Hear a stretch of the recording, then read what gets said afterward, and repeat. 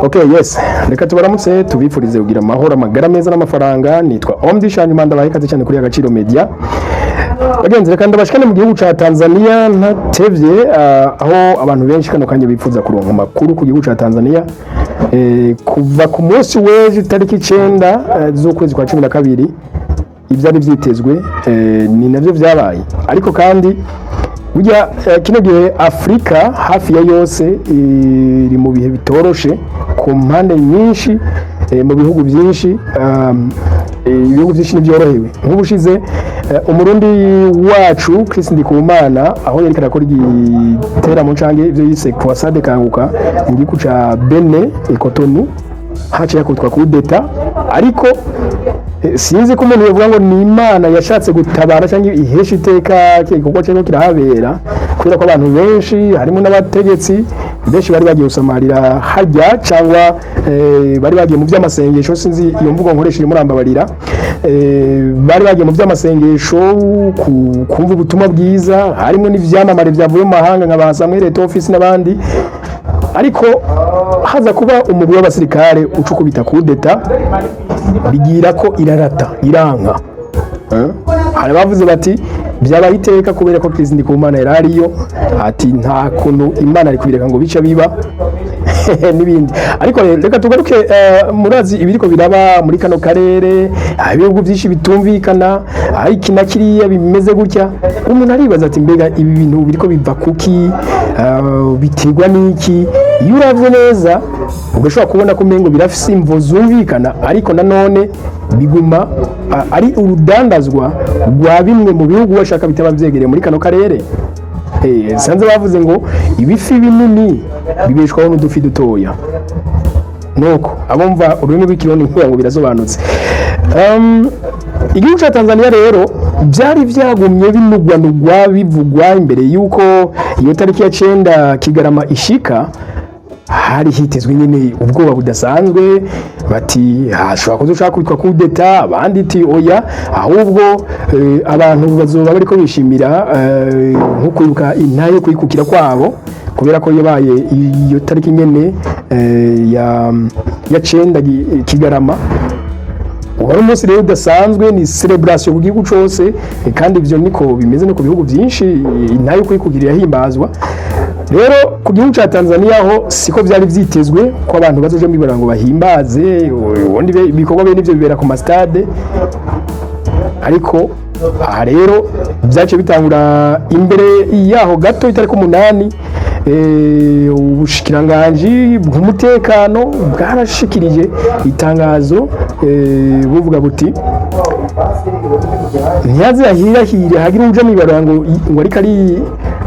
ibyo bita maandamano cyangwa agire nka manifestation, ati kubera ko nta hantu na hamwe byigeze bisabwa imigambwe itavuga rumwe n'ubutegetsi, nta kete ibyo bita notification cyangwa notice bigeze igira. Donc leta muri make ntavyizi, nimba itabizi rero bazobigira bazofatwa nk'abagumutsi, kandi abagumutsi bahabwa igihano gifatika. Ku munsi w'ejo itariki 9 nacishije amaso mu bitangazamakuru bitandukanye, nsanga ibyo muri Tanzania ntibirimwo mu byatanze amakuru, ariko hari ibitangazamakuru biba bikomakomeye gusumba nk'ibi bya BBC, bya Al Jazeera, bya Post, bya First Post, cyangwa bya Washington Post, cyangwa bya New York Times. Donc ibinyamakuru bikomakomeye mpuzamakungu usanga byaragize inkuru byandika ko. So hari bamwe muri Tanzania bashoboye gutanga intabe bavuga bati jewe nkajeho umugabo wanje yapfunzwe, je nkajeho abana banje siyo bari, donc bapfunzwe bose. Ati ivyo rero kubera iki babapfungiye iki ko batariko baronona, ni havuzwe byinshi. So umuntu aribaza ati mbega none ibi bizoherera Tanzania niki yaciye bikora ko inyuma kubona ko abantu nawe ugira kirababuza kuja kwigaragambya, ahubwo bo n'ubundi babananya bigaragambya. Tanzania kimwe mu bintu yashoboye gukuraho, donc byo gabanya inguvu canke byo uca intege abo bariko barigaragambya bari muri ibyo bita maandamano mu kirimi cyabo, ni yacishiraho icitwa gukuraho umuyaga nkuba donc nta muyaga nkubu hari igihugu cyose bongera bashiraho bakuraho internet no kuvuga communication nikunda ibitangazamakuru ntibiba biriko biratanga amakuru uko byategerezwa donc muri make ni kugira ngo ntihabe ukugumura abandi murazi ko za social media hariyo n'abafise no munsi influence usanga ari umuntu umwe agasonda ibitangazamakuru byinshi ati rero abantu bafite influence bashobora kuzikoresha bagasambaza amakuru muri make bakagumura abandi mukavyibuka ko n'ubushize hari umukobwa w'umu tiktokeze yakora kuri TikTok afite influence nini ubu yarahunzere muri Etazini kubera ko mu kwezi guheze muri misi iheze aho hari habaye imyiyerekano inyuma yuko bavuze ngo Samia Suluhu Hassan ngo yatsinze amatora hakaba bamwigaragambya donc abahakana ko by'ukuri yatsinze uwo mwigeme nawe ari mu bantu bashize ijwi hejuru uti tumiyamirize rero ubu ariko ararondegwa yarahunze bari muri Etazini n'ibindi rero bagenzi kuri ubu biragoye kumenya amakuru y'ukuri kandi yizewe ijana ku ijana ariko nuko habaye cyitwa nka shutdown kuburyo usanga ibintu byinshi n'imirimo yahagaze ntimujya kudandaza ntimujya kubuzi no banze muyogoranire muhira mugumeho mu kirere indege zirazunguruka zijejwe umutekano gisirikare n'igipolisi n'ibindi byinshi ku buryo uzosanga umunyagihugu n'ubundi ashobora kuguma muhira kubera ko nyine nta yandi mahitamo afise abagiye mwibarabara nibo babo muza kumva benshi bagenda bafatwa bagapfungwa biragoye kwemeza ijana ku ijana ko hariho abariko barabibabariramwo mugabo nk'amashirahamwe mpuzamakungu ajejwe ivy'uburenganzira bwa muntu nka za Human Rights Watch zivuga ko ziriko zirakurikirana ibiriko birabera ngaho kugira ngo ntihabe uguhonyangwa kw'agateka kazina muntu ku rundi ruhande Perezida yitavye Imana John Pombe Magufuli hari politike yiwe yari itandukanye cyane ni ya Madame Suluhu Hassan kuko we yibanda cyane ku guteza imbere igihugu kandi akoresheje ubushobozi bwo muri ico gihugu nyene ivy'imigenderanire ivyo ntiyavyitaho cyane mu gihe no munsi rero Suluhu Hassan nawe ari aragerageza arondere ukuntu yogirana umubano mwiza n'ibindi bihugu igihugu ca Leta Zunze Ubumwe za Amerika cyo kimwe n'ibindi bihugu by'Uburaya byarafashe ingingo biti iki gihugu tugishobora kugira ibihano kubera ko uburyo cavyitwayemwo nyuma y'amatora ahubwo mbere kuva mu matora donc ni si ibintu byiza imbere y'amahanga kuri ivyo rero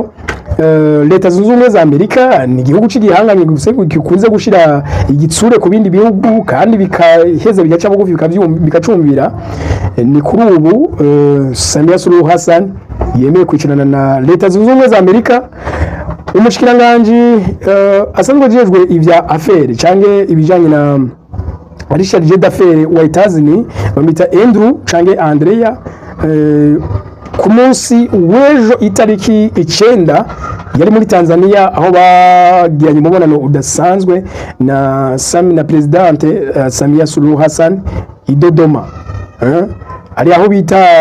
Shamwino niyo bahuriye maze bumvikana yuko Leta Zunze Ubumwe za Amerika ikwiye gukora business zagutse cyane muri Tanzania narijya ku ntwaro ya mugenzi we yahavuye cyangwa yitavye Imana ya Magufuli atariko byari bimeze Magufuli yashaka ko ibintu byinshi bikorwa n'abanyatanzania gusumba ko bikorwa n'abanyamahanga muri ico gihugu rero Amerika hari amafaranga menshi cyane igiye gushira muri ico gihugu mu bijanye na business yoshiraho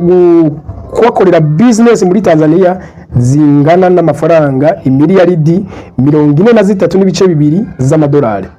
izo ni za billion nyinshi ngira ngo zidanaharurika mu mafaranga nk'ayiwacu amarundi amanyarwanda kumuri cyangwa amashiringi yo ngaha hafi n'amafaranga menshi cyane billion 43.2 cyangwa ko amafaranga menshi ari amafaranga agiye gushirwa muri business z'abanyamerika zizokorera muri Tanzania muca muvyumva yuko ibi bitandukanye cyane nuko John Pombe Magufuli we yabikoze kano kanya turabandanya tubatoreza ayandi makuru ariko arabandanya avugwa hirya no hino cyane cyane ko igihugu ca Tanzania gisanzwe ari n'inzira imwe abarundi bacamwo bashaka kwiyunguruza baje mu bindi bihugu bibanyi nka Uganda, nk'u Rwanda, za Kenya, za n'ibindi bihugu byinshi bisanzwe biri mu karere ka Afrika y'ubuseruko. Nuko rero turabandanya tubatoreza inkuru zitandukanye kugira ngo abarundi cyane cyane baba bari mu Burundi abari hanze yabwo baronke amakuru kandi ameze neza cyane yizewe. Turabakunda cyane, ni Omdi Shanjuma, nize ko mwagize subscribe kugira ngo tumujyango munini naho ubutaha. Bye bye.